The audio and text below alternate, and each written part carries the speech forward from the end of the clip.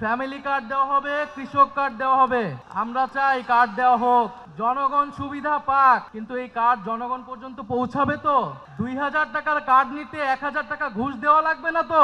তাহলে ঘুষ, চাঁদাবাজি সেটা যদি আমরা নির্মূল না করতে পারি, এই সকল সুযোগ সুবিধা কি জনগণের কাছ পর্যন্ত পৌঁছাবে? একদিকে বলা হচ্ছে কার্ড দিবে, আরেকদিকে ঋণ খেলাপিদেরকে সংসদে নিয়ে যাওয়ার চেষ্টা করা হচ্ছে, নির্বাচন কমিশনকে ব্যবহার করা হচ্ছে, আদালতকে চাপ প্রয়োগ করা হচ্ছে। ফলে এ কেমন দ্বিচারিতা? যদি প্রকৃতপক্ষেই জনগণকে সুবিধা দেওয়ার নিয়ত থাকে, তাহলে কেউ ঋণ খেলাপিকে নমিনেশন দিতে পারে না। যারা ঋণ পরিশোধ করে নাই তারা সংসদে গেলে আপনার মনে হয় তারা ঋণ পরিশোধ করবে? আর এরা আবারও ঋণ নিবে, এরা আবারও টাকা লুট করবে, এরা আবারও টাকা পাচার করবে বিদেশে। আমরা তো এই বাংলাদেশ চাই নাই। আমরা তো সেই লুটেরাদের বিরুদ্ধেই গণ অভ্যুত্থান করেছি।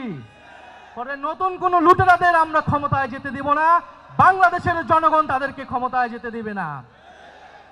সংগ্রামী বন্ধুগণ, বলা হচ্ছে বস্তিবাসীকে ফ্ল্যাট দেওয়া হবে। বস্তিবাসী ফ্ল্যাট চায় নাই আমাদের কাছে, আপনাদের কাছে। বস্তিবাসী চায় নিরাপদ জীবনের নিশ্চয়তা। বস্তিবাসী চায় মর্যাদাপূর্ণ কর্মসংস্থান। বস্তিবাসীকে ঢাকা শহরে আজ পর্যন্ত যারা ফ্ল্যাট দেওয়ার অঙ্গীকার করেছে, তারা বস্তি উচ্ছেদের পরিকল্পনা করেছে। তারা বস্তিতে আগুন লাগিয়েছে, বলা হয়েছে আপনাদেরকে ফ্ল্যাট দিব, আপনারা বস্তি থেকে উচ্ছেদ হন। আমরা আল্লাহ না করুক হয়তো এই ধরনের কোনো প্ল্যান নাই।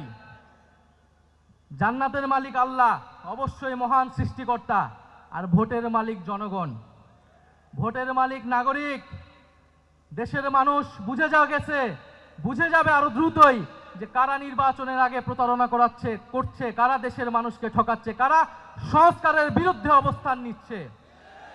প্রিয় সংগ্রামী বন্ধুগণ, 12ই ফেব্রুয়ারি 10 দলীয় নির্বাচনী ঐক্যের সমর্থিত যার প্রার্থী রয়েছেন, যার যেখানে মার্কা রয়েছে, এই ঢাকা 15 আসনে দাঁড়িপাল্লা, অন্যান্য আসনে শাপলাকলি, রিক্সা সহ 10 দলীয় জোটের যেই মার্কাগুলো রয়েছে, আপনারা তাদেরকে জয়ী করবেন, তাদের সাথে থাকবেন।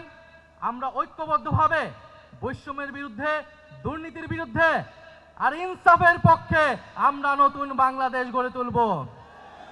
শেষে যাওয়ার আগে আরেকটি কথা, এবারে নির্বাচন শুধু সরকার বদলের নির্বাচন নয়, দেশ বদলের নির্বাচন।